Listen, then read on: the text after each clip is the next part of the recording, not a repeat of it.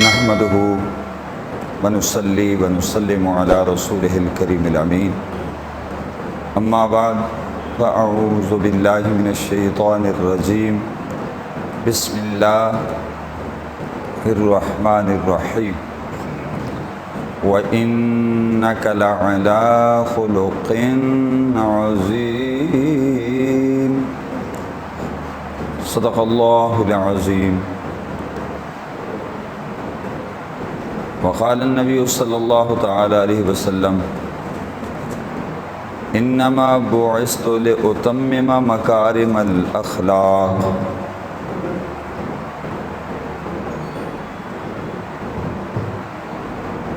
صدق رسول النبي الكريم الامين ان الله وملائكته يصلون على النبي يا أيها الذين آمنوا صلوا عليه وسلموا تسليما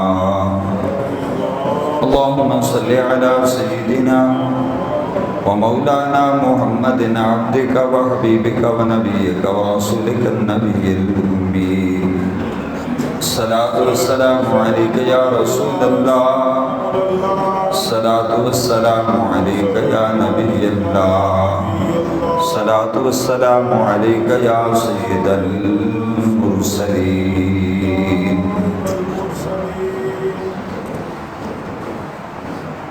اللہ رب العالمین جل جلالہ کی حمد و ثنا اور حضور رحمت للعالمین صلی اللہ علیہ وسلم کے حضور ہدیہ درود السلام کے بعد دعائے اللہ پاک ہم سب کی جمعۃ مبارک میں حاضری کو شرف قبولیت عطا فرمائے، ہمارے لیے یہ لمحات راہ نجات بنائے۔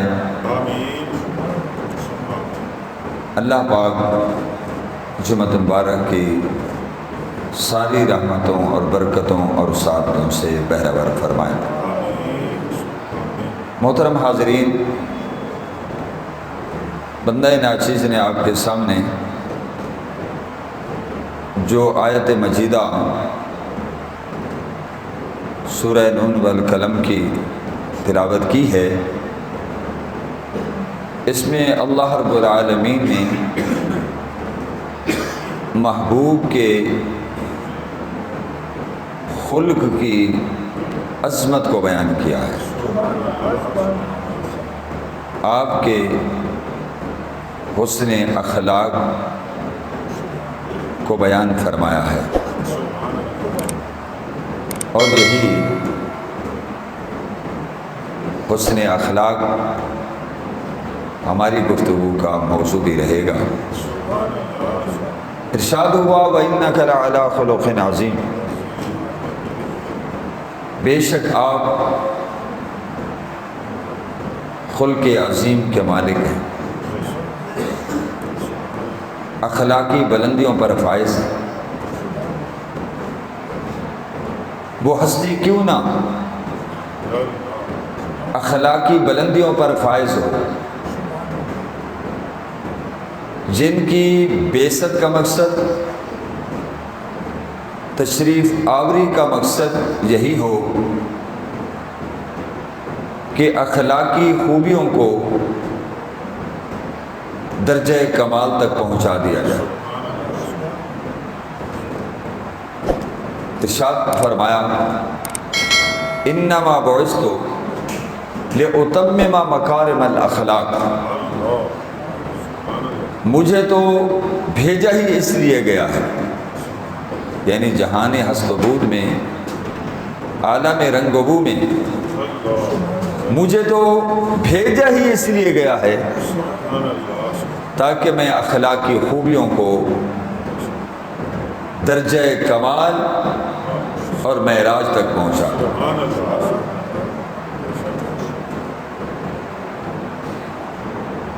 علم و حکمت سارے عالم کو سکھانے آئے ہیں، علم و حکمت سارے عالم کو سکھانے آئے ہیں۔ علم کیا ہے؟ علم کا مقصد کیا ہے؟ حکمت کیا ہے، حکمت کے مقاصد کیا ہیں، حکمت کے تقاضے کیا ہیں۔ علم و حکمت سارے عالم کو سکھانے آئے ہیں، ہے عظمت اخلاق تابندہ آپ کی ذات میں۔ سچ تو یہ ہے کہ خلق حسن ہے ہی وہی جو مصطفیٰ کریم نے کیا ہو۔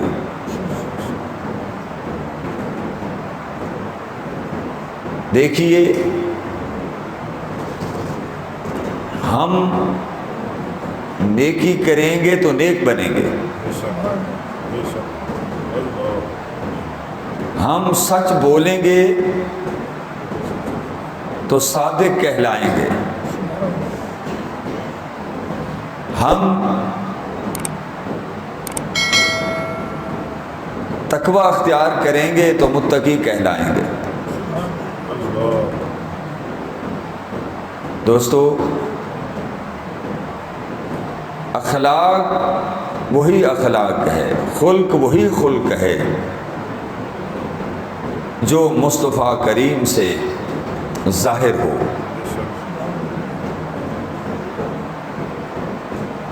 خلق ہے کیا؟ امام فخر الدین رازی علیہ رحمہ فرماتے ہیں،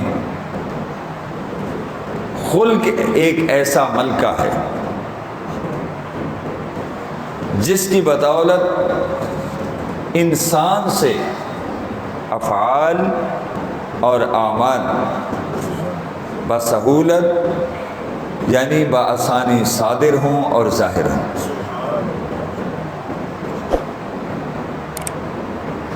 ایک ہے خلق اور ایک ہے بسہولت، آسانی کے ساتھ صادر ہونا۔ اگر بتکلف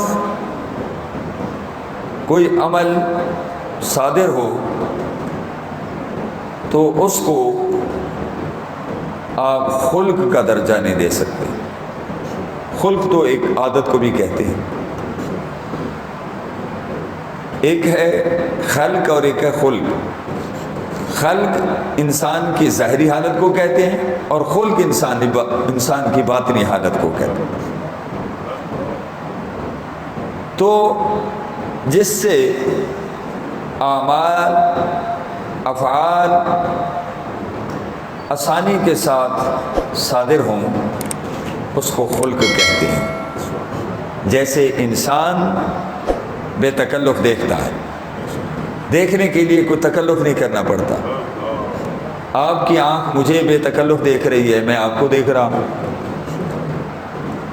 کان بے تکلف سن رہے، ہاتھ بے تکلف حرکت میں آ جاتے ہیں، پاؤں بے تکلف حرکت میں آ جاتے ہیں۔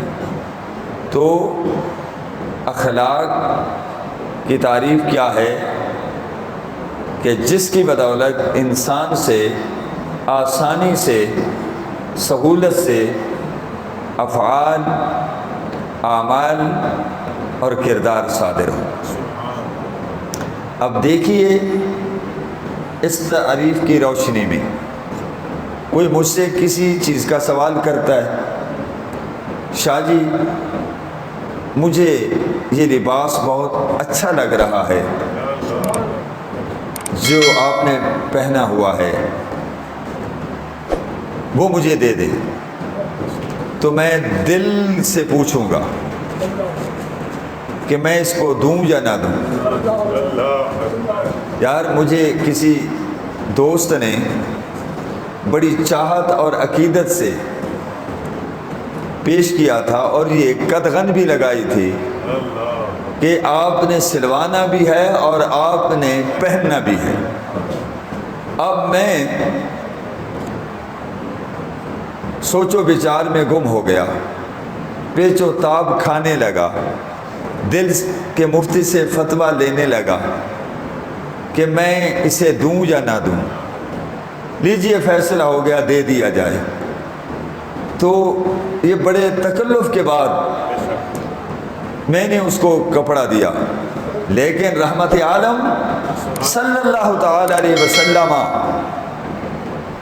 کے خلق عظیم پر جب ہم نظر ڈالتے ہیں، آپ کی سخاوت و فیاضی پر نگاہ ڈالتے ہیں، بس سائل سوال کرتا ہے، ابھی وہ سوال مکمل ہی نہیں کرتا، دینے والا پہلے ہی جھولی بھر دیتا۔ سبحان اللہ، سبحان اللہ۔ ایک دفعہ بخاری شریف کی حدیث ہے، ایک عقیدت مند خاتون ہے، سبھی عقیدت مند خواتین تھی، سبھی عقیدت مند غلام تھے، جان تک نچھاور کرتے تھے، مال قربان کرتے تھے،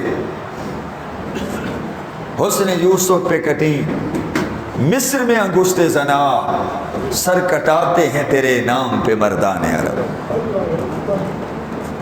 اس نے بڑی عقیدت سے، بڑی چاہت سے ایک چادر تیار کی، چادر بنی، اور حضور صلی اللہ تعالی علیہ وسلم کی بارگاہ اقدس میں تحفتاً ہدیتاً پیش کرنے کے لیے حاضر ہوئی۔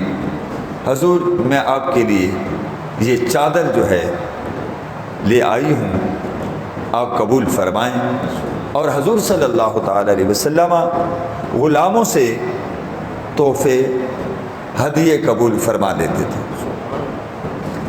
حضور صلی اللہ تعالی علیہ وسلم فرماتے ہیں کہ خود تو کسی سے سوال نہ کرو، اگر کوئی تمہیں دے دے تو بلا طلب بلا سوال تم لے سکتے ہو۔ حضور صلی اللہ علیہ وسلم کو چادر کی ضرورت بھی تھی اور آپ نے قبول فرما لی اور زیب تن فرمائی۔ ایک صحابی رسول نے جب اس چادر کو دیکھا تو حسین جسم پر چادر بڑی حسین لگ رہی تھی اور بڑی سج رہی تھی۔ عرض کرتا ہے، حضور کتنی خوبصورت یہ چادر ہے۔ پھر وہ سوال کر دیتا ہے، حضور مجھے پہنا دیں، مجھے عطا کر دیں تو بڑی مہربانی۔ اب اس نے سوال کیا اور حضور کی یہ شان ہے، وہ کیا جود و کرم ہے شہبتہا تیرا، وہ کیا جود و کرم ہے شہبتہا تیرا، نہیں سنتا ہی نہیں مانگنے والا تیرا، نہیں سنتا ہی نہیں، نہیں سنتا ہی نہیں مانگنے والا تیرا۔ حضور کے در پر جو آتا ہے وہ خالی نہیں لوٹتا۔ اللہ بھی فرماتا ہے وَأَمَّا السَّائِلَ فَلَا تَنْهَرْ، محبوب آپ کے در پہ آنے والا سائل جھڑکیاں نہ کھائے، خالی نہ جائے۔ محبوب اگر آپ کے در سے بھی کوئی خالی چلا گیا تو اسے کہاں سے بھیک ملے گی؟ کیونکہ اِنَّا أَعْطَيْنَاكَ الْكَوْثَرَ، ہم نے آپ کو خیر کثیر عطا کر دی، دین و دنیا کی بھلائیاں آپ کے دامن میں رکھ دی ہیں۔ اب جو منگتا آئے خالی نہ جائے، منگتے خالی ہاتھ نہ لوٹے، کتنی ملی خیرات نہ پوچھو، منگتے خالی ہاتھ نہ لوٹے، کتنی ملی خیرات نہ پوچھو۔ ان کا کرم پھر ان کا کرم ہے، ان کے کرم کی بات نہ پوچھو۔ جس نے جو مانگا اسے مل گیا۔ حضور صلی اللہ تعالی علیہ وسلم کاشانہ نبوی میں تشریف لے جاتے ہیں، وہ چادر اتار کر اور لپیٹ کر اور چادر باندھ لیتے ہیں اور وہ صحابی رسول کے پاس بھیج دیتے ہیں۔ صحابہ کرام نے کہا، یار بڑا افسوس ہے، تو سرکار کی عادت مبارکہ کو جانتا بھی ہے، کہ آپ سائل کو لا نہیں فرماتے، دینے سے انکار نہیں فرماتے، اور پھر تو جانتا ہے حضور کو اس چادر کی ضرورت بھی تھی، اللہ کے بندے تو نے پھر بھی سوال کر لیا۔ وہ کہنے لگا یارو ناراض کیوں ہوتے ہو، چیبا چبی کیوں ہوتے ہو، جانتے ہو کہ میں نے یہ چادر کیوں لی ہے، مانگی ہے، سوال کیا ہے؟ فرماتے ہیں رجاؤ تو برکتہا ہینا لابسہ النبی صلی اللہ علیہ وسلم، یہ چادر بڑی بابرکت ہو گئی ہے، اب یہ عام چادر نہیں رہی۔ جب رسول نے اس کو زیب تن فرمایا تو یہ چادر عام چادر نہیں رہی، بڑی برکت والی چادر ہو گئی ہے۔ اور میں اس لیے چادر کا سوال کر رہا ہوں، میں نے چادر کا سوال کیا ہے تاکہ مجھے اس چادر میں کفنایا جائے، تاکہ جب میں اس چادر کے ساتھ قبر میں اتروں تو قبر میں جنت کی بہاریں سمٹ آئیں۔ ویسے مومن کی جو قبر ہے، قبر المومن روضۃ من ریاض الجنہ، مومن کی قبر تو ویسے بھی جنت کا باغیچہ ہوتی ہے، لیکن جب یہ چادر رسول میں کفنایا جاؤں گا تو پھر وہاں کی برکتیں مجھے حاصل ہوں گی۔ اسی طرح حضور صلی اللہ تعالی علیہ وسلم سے ایک شخص نے سوال کر دیا کہ حضور یہ جو بکریاں موجود ہیں اور وادی بھری ہوئی ہے، اب آپ خود اندازہ لگائیے کہ کتنی بکریاں ہوں گی، حضور مجھے عطا کر دیں۔ بس جو ہی سائل کے لب پر سوال آیا تو رحمت عالم صلی اللہ علیہ وسلم نے فرمایا لے جاؤ۔ یہ نہیں فرمایا بھئی یا 4-5 بکریاں لے لو تمہارا گزارا ہو جائے گا، اس نے ایک بکری کا سوال نہیں کیا تھا، اس نے کہا یہ جتنی بکریاں ہیں ساری مجھے دے دو، فرمایا جاؤ ساری لے جاؤ۔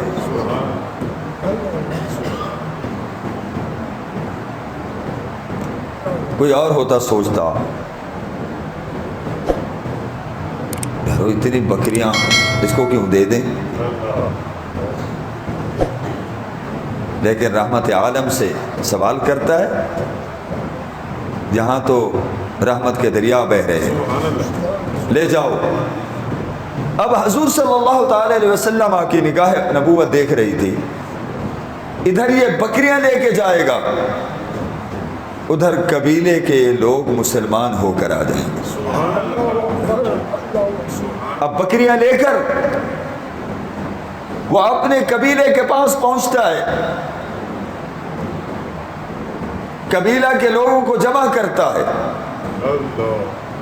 اور کہتا ہے یا قوم اسلموا فإن محمدا صلی اللہ علیہ وسلم یؤتی عطان لا یخاف الفقر۔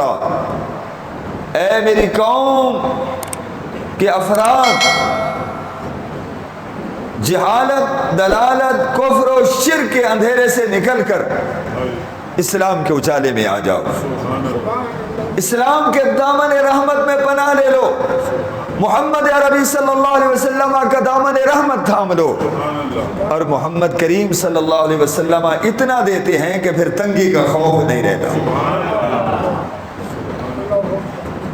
محمد عربی اتنا عطا کرتے ہیں پھر تنگی کا خوف، فاقہ کا خوف، فقر کا خوف، مفلسی اور ناداری کا خوف نہیں رہتا۔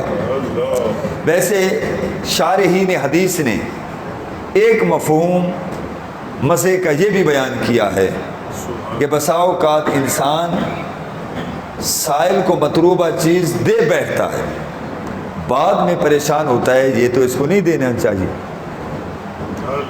دل میں دینے کے بعد تنگی محسوس کرتا ہے، یارو یہ چیز نہیں دینی چاہیے تھی، یہ تو مجھے محبوب تھی اور میری ضرورت تھی، تنگی محسوس کرتا ہے۔ تو شارحین حدیث فرماتے ہیں حضور صلی اللہ تعالی علیہ وسلم عطا کرنے کے بعد دل میں تنگی محسوس نہیں کرتے۔ واہ کیا جود و کرم ہے شہبت ہا تیرا، نہیں سنتا ہی نہیں مانگنے والا تیرا۔ آپ نے کئی بار سنا،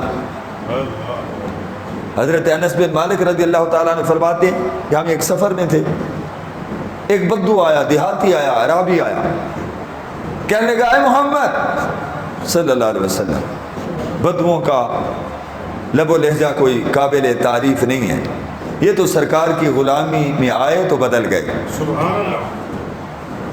لب و لہجہ، طرز بود و باش، زندگی کی کایا پلٹ گئی، اٹھنے بیٹھنے کا سلیقہ آ گیا۔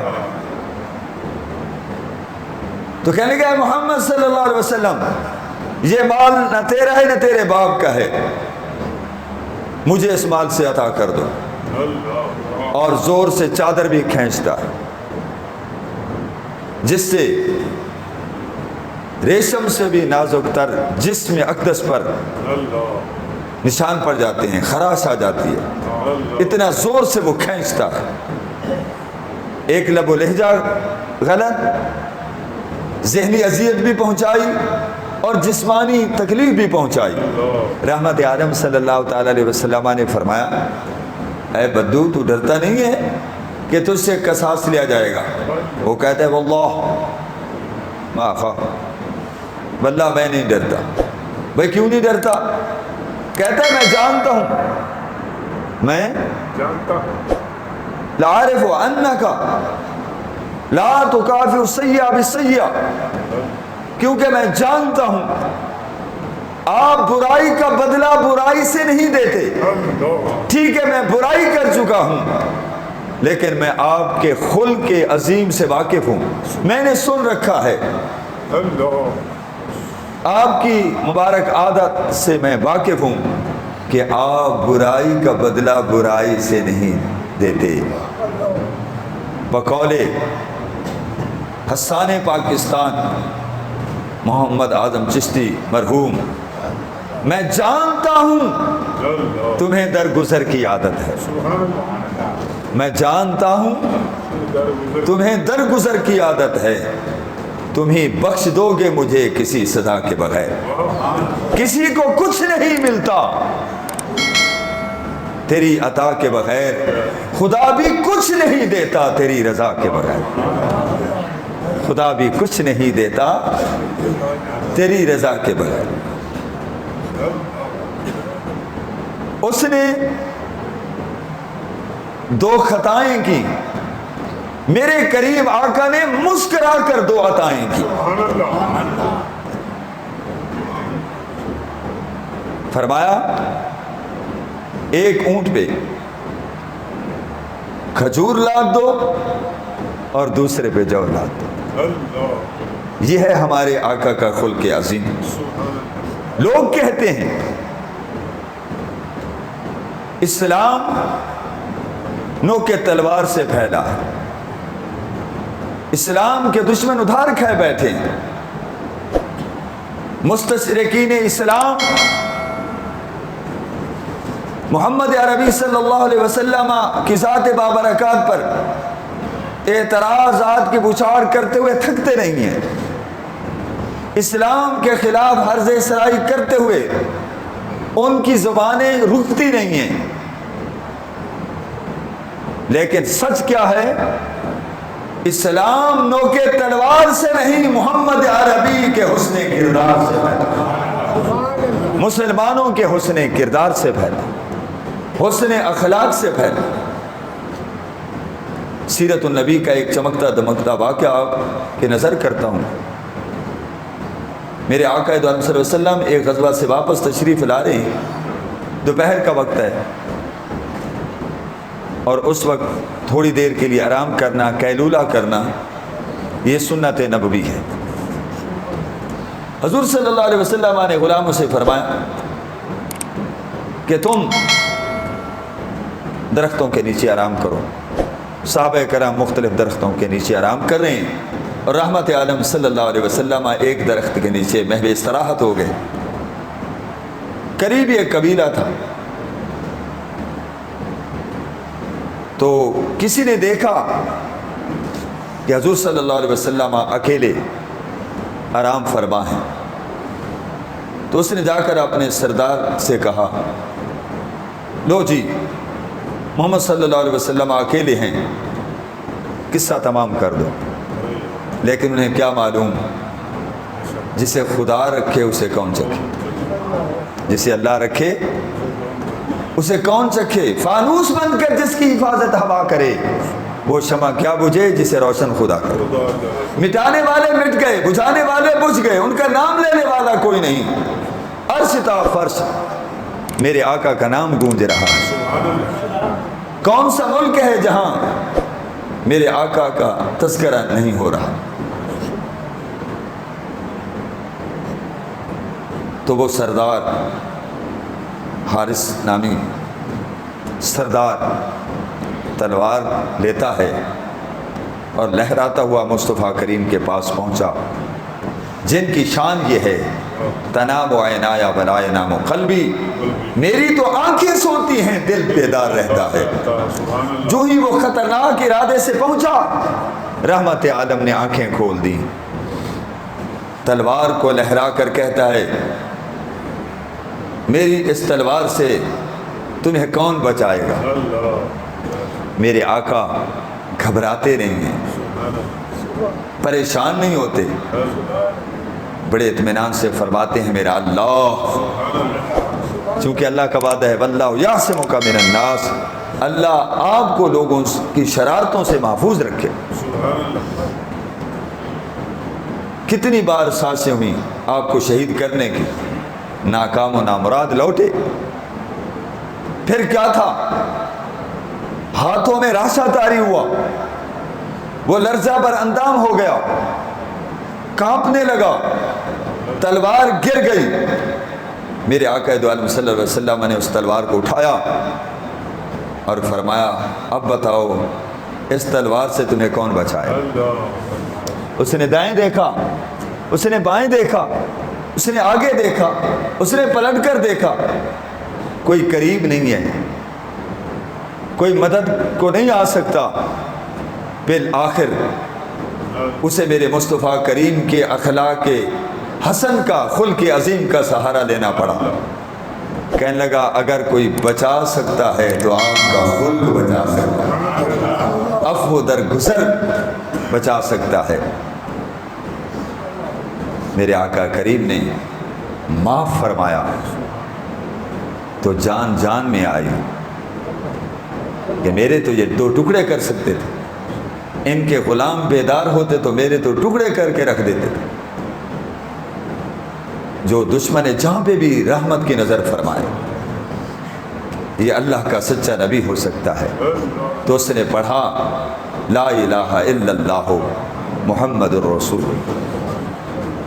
تو دوست، یہ ایک لمبا مضمون ہے کہ اسلام تلوار سے نہیں، حسن کردار سے پھیلا۔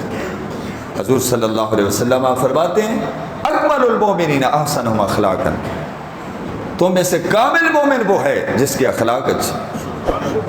نمازوں سے، روزوں سے، حجوں سے، زکاتوں سے انسان کی عظمت کا پتہ نہیں چلتا، انسان کی عظمت کا پتہ چلتا ہے تو حسن اخلاق سے۔ مولوی ہو، حسن اخلاق نہ ہو، وہ مولوی نہیں۔ پیر ہو، حسن اخلاق نہ ہو، وہ پیر نہیں ہو سکتا۔ ارے اخلاق کے بغیر تو کاروبار نہیں چل سکتا۔ آپ تجربہ کر کے دیکھ لیں، جو دکاندار گاہکوں کے ساتھ حسن اخلاق سے پیش نہ آئے، بدتمیزی کرے، اس کی دکان نہیں چل سکتی، اس کا کاروبار نہیں چل سکتا۔ اللہ دوستو، میاں بیوی کے تعلقات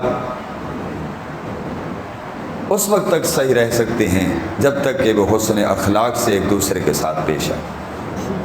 دوستو، اللہ پاک مجھے اور آپ کو اچھے اخلاق کی توفیق نصیب فرمائے۔ دونوں عالم میں تمہیں مقصود گر آرام ہے، ان کا دامن تھام لو جن کا محمد نام ہے۔